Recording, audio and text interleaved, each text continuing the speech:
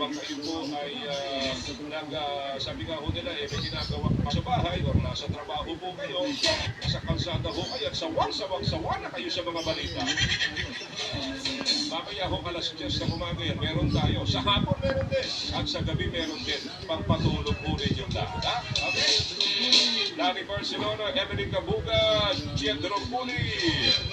Magandang umaga rin ho sa iyo. Bilis ang pas, ano? Merel Almario Diaz. Samantala, 744, hiniling ang the Solicitor General sa Korte Suprema na ibasura ang demisyon ni Senador Ronald Bato de la Rosa. Kaugnay daw ho ng arrest warrant na inilabas ang international laban ho sa kanya.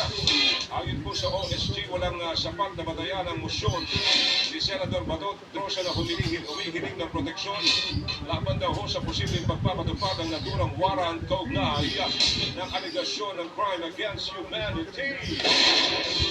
Samantala, naglabas naman ang Department of Justice ng Immigration Local Bulletin Order o tinatawag po na ILBO laban po sa kababatas tayong mabantayan ang kanyang mga biyahe. Asintado, siyento po yan. May 15 minuto pa bago umaga, alas 8 ng umaga. Mag-break ulit, ang bilis ang oras, mag-break ulit tayo, no? Apa, magbabalik pa po tayo, di pa tayo tapos siya, hanggang alas 8 tayo ngayong araw na ito ng Lunes.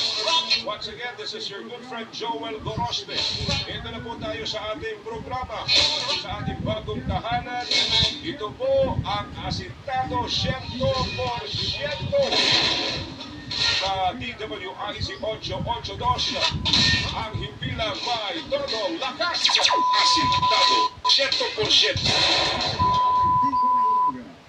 Oras, alas 45 ng umaga. Oras hatid sa inyo na M. Luwilier, tulay ng